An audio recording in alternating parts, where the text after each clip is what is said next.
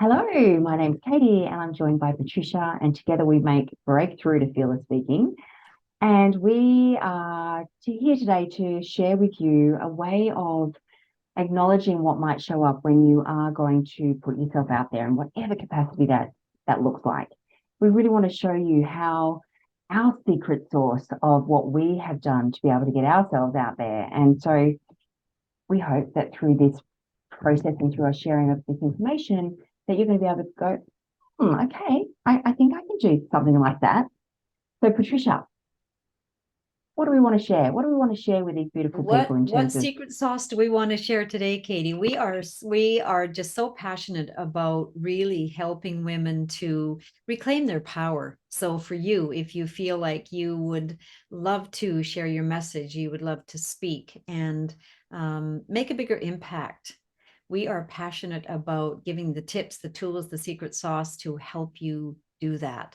I believe, and Katie and I both believe that right now the world needs women to stand up, show up, and really share what is life changing, what can make a difference. So, today yeah, I'm going to talk about two things, and then I'll turn it over to Katie. So, number one, most important is that we live our life by patterns, by habits. So let's say I'll take myself for example. That's the easiest thing to do is to share my example. Is that, let's say that I want to do something like a YouTube video, or and I want to share something, and my pattern is that I have a thought process that is fearful. That, oh, I have fears like, well, what are people going to think? Oh, they might reject me if I make a mistake, if I don't do it right. So I'm living by what I'm going to call default, and I'm not sharing my message. I'm not showing up. I'm not sharing the wisdom that is here to be shared, because I have a default pattern of a fear of being rejected, of being ridiculed, doing it wrong. And most of us live our entire lives by default rather than by design. And by design, I mean, first of all, step number one, always, Katie and I will always share this, right, Katie? yes, Is yes, yes, number one is to create a clearly crafted blueprint for what you would love. We call it a vision. Like, what is the bigger picture? What is your, why are you doing this? That is going to be just the beginning. We're only going to share a little bit today. We'll share tidbits as we go along, and give you the secret sauce of how, as Katie said, how we have overcome our fears. So, number mm, one is to just craft a clear blueprint, a vision for what you would love, and what's your why? Like, what is your message? Who do you want to help? And how will that impact other people? And how will it change your life? So, that's number one, is to begin to design what you would love, because when those fears come up, which are they're paradigms, they are fears that stop you, pull you back. So there's a part of you that wants to do this. You would not be watching this video still if there wasn't a part of you that wanted to speak up and share your voice, share your message, shine your light, make a difference. So there is that part of you. And then there's another part of you that says, whoa, it's like I would think of a cane pulling around my neck, pull me back, right? Because yeah, my fear for a long time was doing it wrong and being ridiculed or rejected. So those fears come up and they can paralyze us. We can go into a freeze situation, which is up till now been my experience. So number one is understanding that we live by design or by default, and then designing a clear vision on why you want to do this in the first place. And then when the mm, paradigms do come up, brilliant Katie has got another secret sauce that she's going to share with you about how to overcome that fear. Katie. yes, yes. And Patricia, can I just further your point of living by design rather than default? Is that it's not just I'm going to think about this, what I would love, excuse me, it's actually writing it down on a piece of paper. That blueprint is like a blueprint for a house. You are going to design the bedrooms and design the lounge and design the kitchen as you want it. And if you didn't have that blueprint and went to a builder and said, I want this house, please build it for me. The builder's going to go, I'm not sure I can do that if I don't know what you want. And so it's the same, isn't it, in terms of actually writing down the vision and getting very clear and specific about what that does look like. Excuse me, I've got a little frog in my throat. So in terms of what you were just saying about the paradigms and the patterns, connected to that is actually the nervous system component of that physiological reaction to thinking about doing things or things that have happened to us in the past that perhaps still stuck in that in our nervous system. And sometimes when we are thinking things, the body will have a reaction, or the body might actually be activated, and then that starts the thinking. So there's the two ways that it can show up, and how we work with those fears. So you said fear of rejection or ridicule. Sorry, I think ridicule, being ridiculed. That can stop you in your tracks, and you're going to do everything in your power to not feel or put yourself out there to be ridiculed. So you'll go, that YouTube thing I want to do, I think I might go and cook dinner, or I think I might go into the snow and make snow fairies. She's in Australia. Right, she's in Australia in I don't know what the temperature is over there, but it is hot. So isn't it funny you talk the snow angels? Look at her. She's in heat. I'm rugged up in sweaters. Yes, I get it. But you'll do everything to avoid doing the thing that you actually really want to love, what you'd love to do. And so how we approach that is through the process of using emotional freedom techniques, which is also known as tapping. It's an evidence-based practice that really does start to soften what's showing up in the system. So it allows for any disruption that one is feeling, any of those feelings, whether it's anxious, nervous, scared, fearful, worried. We are able to use EFT to calm the system down, to calm and bring us back into a balanced state. So not only are we physically feeling differently, so we're not in that activated state of dry mouth or shaky or, butterflies, all those things, or the feeling in our chest, we're calming that down. But when we calm down, our ability to think clearly and rationally then comes online. So we can be in front of YouTube, if that's what we choose to do, and enjoy the process and speak, having all parts of us connected. So the message we want to get out will come out clearly. We'll ease into the process. And so using emotional freedom techniques is part of our process that we've used to be able to do what we do now and to reclaim the power, the passion to be able to do what we love. And it doesn't have to just be YouTube. It might just be putting words out on a post, like being able to convey your message through a Facebook post or a LinkedIn or Pinterest or Instagram or wherever you're trying to get your message out, or even in front of groups of people. It's whatever you want to be doing that you're not doing at this point. It's true. I can remember, Katie, when as you mentioned that, it's like being at a networking meeting with a group of business women. And I don't know about how it works. They haven't gone for a while because of COVID. I'm going to start going back, but I can remember standing up and having to just introduce myself and saying what it was that I did. And there's always like a bit of a time, like a timeline on it. 45 to 60 seconds. Right. Yeah. And feeling nervous just about standing up and having everybody look at me. So Katie, could you share just one really easy, like a tapping? Let's say that if someone is listening here and it is mine was, well, there's two things. So you choose, but either doing it wrong, and then that would cause me to be ridiculed or rejected. Can you just do a really quick, easy tapping? All right. Absolutely. So what we do with tapping, when we are really tuning into the emotion, we try and work out, well, what is it that you're actually focused on? We don't want to make it so big that it's all of those times when I was ridiculed or I did something wrong, because the system just wouldn't be able to handle it. It's either going to explode or it's going to, go into a shutdown, and we're not going to do the best work. So I'm going to ask you, Patricia, if you could give me an example of what that might look like, and if we think about perhaps thinking about you doing something in the future, or if you have had a recent time where maybe you did get something wrong and maybe someone did say something.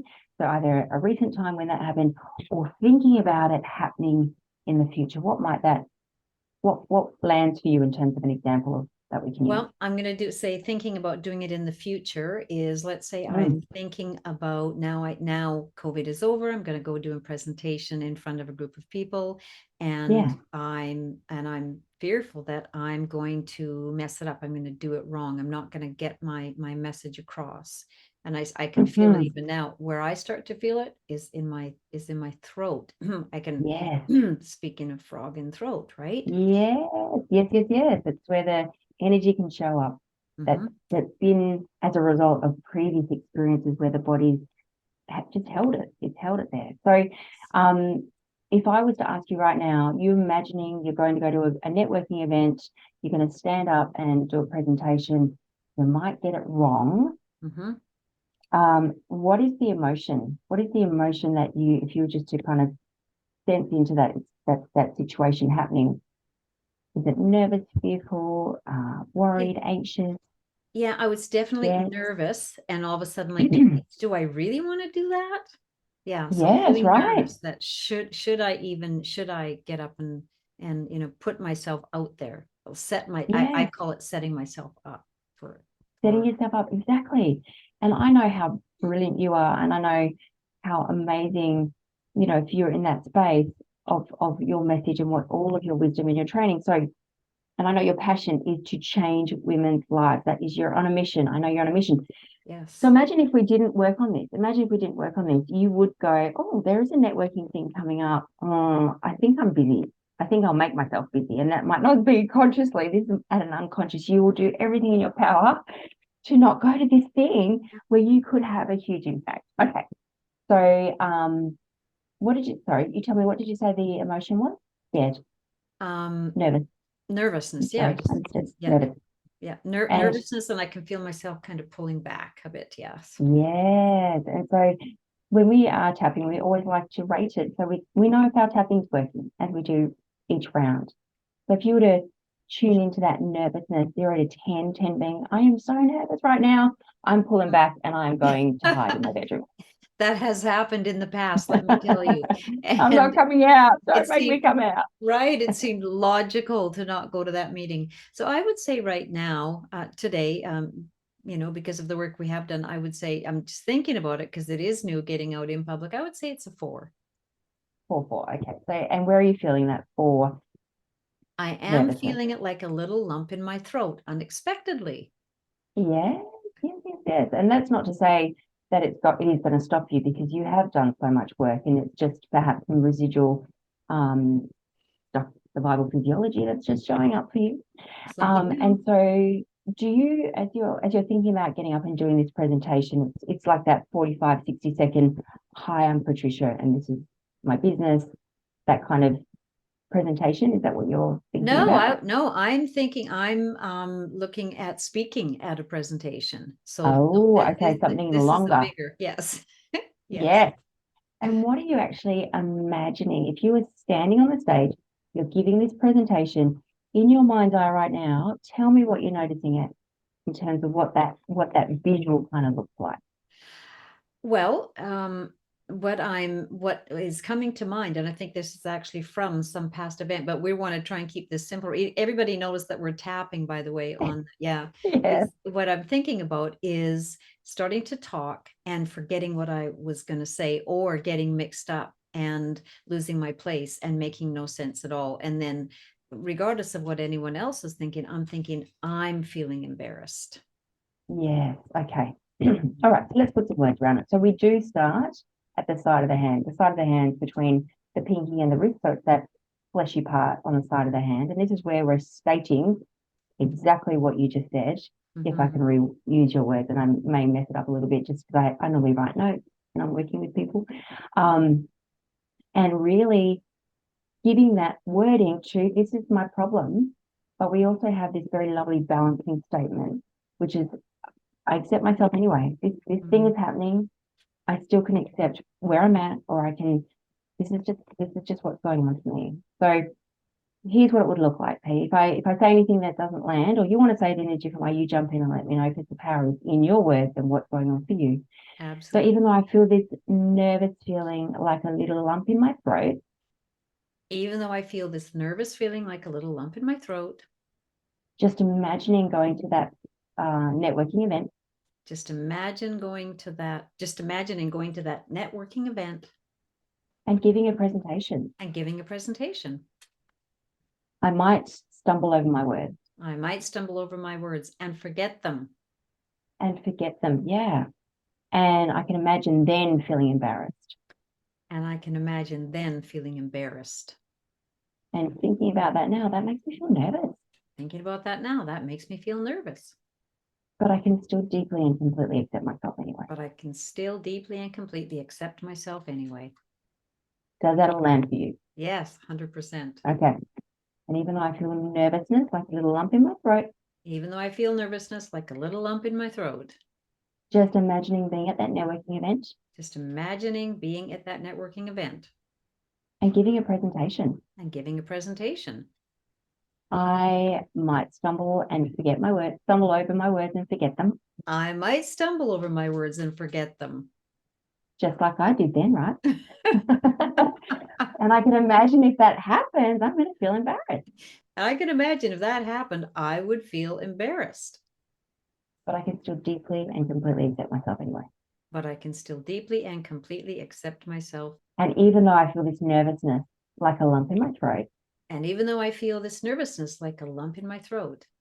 Just imagining being at that networking event. Just imagining being at that networking event. And giving a presentation. And giving a presentation. And I imagine stumbling over my words and forgetting them. And I imagine stumbling over my words and forgetting them completely. And I can imagine being embarrassed if that happens. And I can imagine being embarrassed if that would happen. And in this moment, that makes me feel nervous. And in this moment, that makes me feel nervous. But I can still deeply, excuse me, and completely accept myself anyway. But I can still deeply and completely accept myself anyway. Good. So we say that 3 times. We're acknowledging what's going on. But even though that's future state and you're still feeling nervous, we can still accept ourselves anyway. So we then go to the top of the head and we're just repeating what you're feeling now. So this nervousness. This nervousness. Then we go to the start of the eyebrow. This nervousness. This nervousness. We go to the side of the eye, the bony part on the side of the eye. This nervousness. This nervousness. And we just follow that bone around so it's directly underneath the eyeball on the bone. This nervousness. This nervousness. Under the nose. This nervousness. This nervousness. Under the lips. This nervousness. This nervousness. Then our collarbone, which is following the clavicle, and then you come down about an inch where there's the indent. You can use either 2 hands, like so, or you can use 1 hand, which covers the whole lot.